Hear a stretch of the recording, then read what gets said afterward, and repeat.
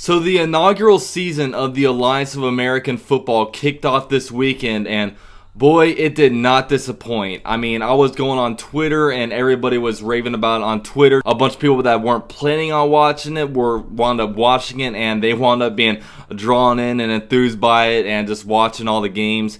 And even the TV ratings were good. CBS hosted the first game between the Orlando Apollos and the Atlanta Legends, and that game actually outranked the TV ratings of the NBA on ABC. So we'll continue to monitor that going forth. Now, I don't know if this is a case of, okay, opening weekend of AAF, a bunch of people might be interested in it, but we'll see in like a month from now, because this could be like a case of a new restaurant opening where the first night it's going to be super crowded, but several weeks later it's not going to be.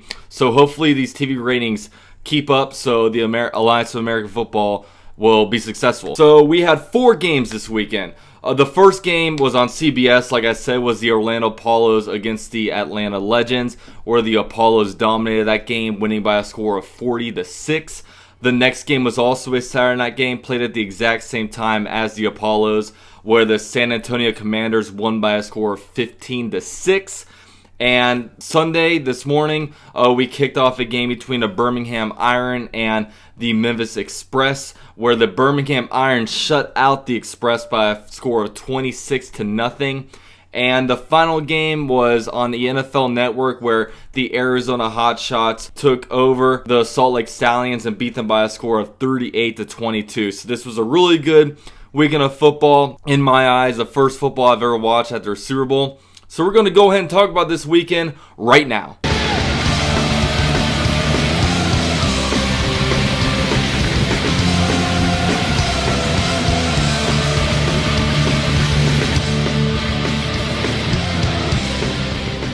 So one of the more intriguing things the first weekend to watch is really the rule changes, because we're so used to watching football in college and in the NFL, and when we see a different style of play, that's the first thing we kind of look at. So there's no kickoffs, and I will always kind of consider myself a football purist. I was never someone to really want to change the rules, and this is a big thing. You know, kickoffs, usually we're ready to get the toe to meet the leather at the beginning of games, and that really kicks off the games. And obviously you have kick returns and stuff like that, so I was curious to see how this went. And I really didn't notice it, because nowadays kickoffs, they're basically dead in the NFL, and they're basically dead in college football. I mean, I believe less than 10% of kicks are like actually returned. And really, I mean, we just went straight into football, which was nice. We went straight into the offense, getting the ball at their own 25-yard line, which I thought was pretty cool. And we didn't have any onside kicks where there was a 4th and 12 situation, so we won't talk about that one yet. 2-point conversions, I thought that was really cool. Being able to really see a team go for it on a 4th and goal type of situation to try to convert the 2. I thought it was really cool. The play clock getting down from 40 seconds to 35 seconds was a nice touch, I thought. The speed of the game really went by pretty quickly, and you got a lot of different plays in a short amount of time. Now, I noticed in the Orlando Apollos game, I thought that this led to a lot more delayed games than the other games, but that could just be me. One cool thing about the reviews that they didn't really discuss beforehand was that you actually get the audio and the video of the replay official walking through the play, calling it, saying how they see it, and making the ruling. And I thought that was pretty cool, because we don't get any kind of transparency in that sense in the NFL or college football. So it's cool to be able to see and go through what the actual replay person is going through. And, you know, this could be definitely something I could see the NFL adopting. And one thing that kind of threw me off, that when I was reading about the rules before the season started, and when I made my video last week about it, I didn't understand that there was illegal formations on defense. I remember they called a couple in the game I went to in the Orlando Apollos, because I was actually at that game, and there were like twice in a row where they called this illegal formation on the defense, and I had to text my dad what was going on, because obviously when you're at the game you don't get the commentary of it. Apparently you're only allowed to have 5 guys rush the quarterback at one time, so you can bring 4 linemen and have 1 linebacker come in there and blitz. And if you were to bring a 6th guy, that's an illegal formation. So I guess that's what happened. And, you know, I guess it's a decent rule, especially with the offensive line play in this, and, you know, you're only allowed to bring those guys. Now, you could potentially switch up blitz packages, I would assume. Like, if you want to line up 4 got 4 linemen to go down and rush a passer, but if you drop that back maybe a defensive end and 2 linebackers blitz, I would assume that's still okay. But we'll kind of keep monitoring that as the season goes along. And another thing I noticed is that the refs were really letting the players play.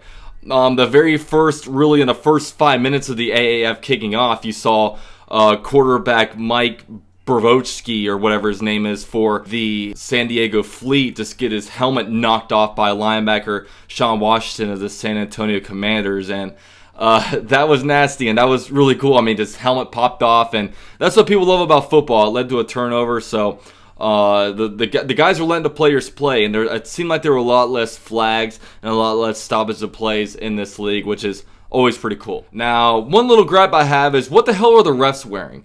The refs look like they are wearing bulletproof vests with stars down their shoulders. I don't know about this look. Now I want to go into what I actually saw on the field this weekend. Now, I watched every single game except for the San Antonio Commanders versus the San Diego Fleet, due to the fact that I was actually at the Orlando Apollo's game, and it was on at the same exact time as that other game. So I don't really have much comment on those games, but I will talk about the other things that I saw. And some teams that stood out to me were obviously the Orlando Apollos, led by Steve Spurrier.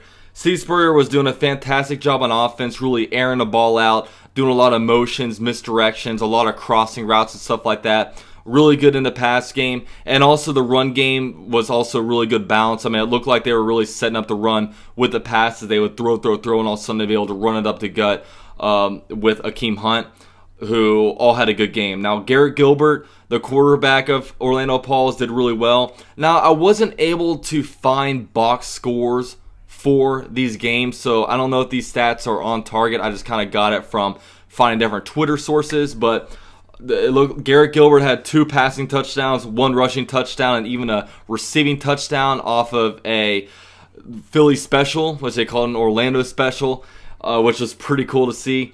So that happened right before the half. So Steve Spurrier is kind of reaching into his bag of tricks for that one.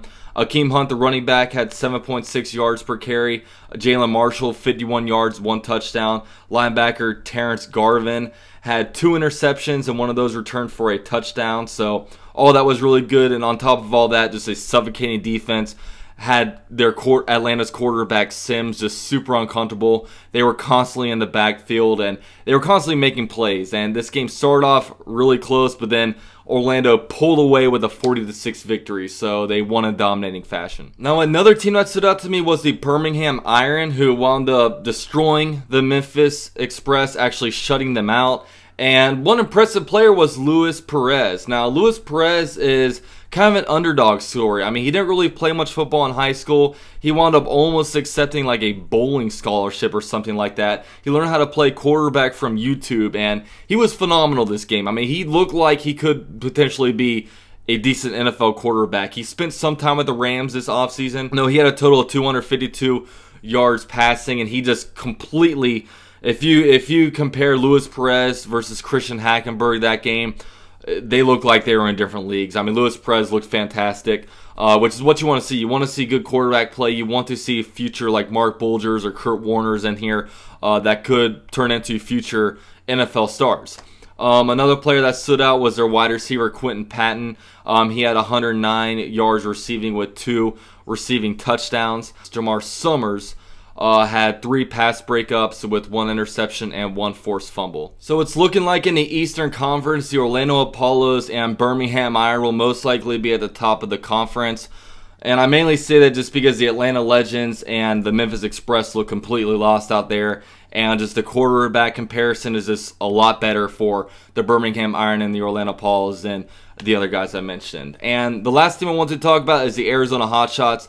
They look fantastic. I mean, John Wolford went 18 for 29, 275 yards throwing, 4 touchdowns, and 0 interceptions. And this is actually a guy that went to high school at Bishop Kenny, so he's actually a Jacksonville guy, played college football at Wake Forest. But he was throwing the ball a lot to Rashad Ross, who had 103 yards receiving with 2 receiving touchdowns. And, you know, this is a team that kept just throwing it deep, and the receiver kept getting under it. And that Arizona game was really fun to watch against the Salt Lake Stallions, and, you know, they really took over that game. So those are really 3 teams that really impressed me. this weekend. Now, some overall takeaways with everything. I thought the offensive line play was horrible, which it could be kind of expected because, I mean, I'm a guy who follows the NFL pretty closely, and I obviously follow the Jaguars very, very closely. And it seems like every year you are having to release quality defensive linemen, and at the same time on the offensive line, it seems like the guys you're cutting, you're just cutting. It seems like there's such a lack of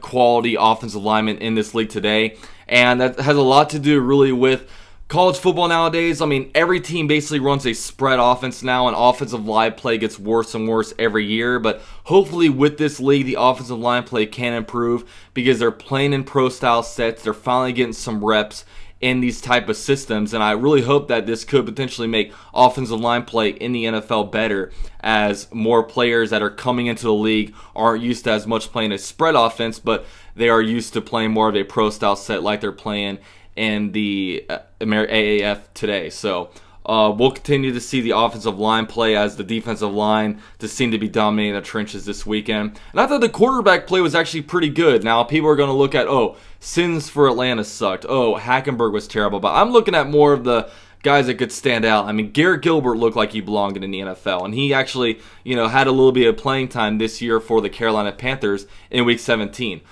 Perez looked fantastic for the Iron. John Wolford looked really good for the Arizona Hotshots. So these could be guys that could do good.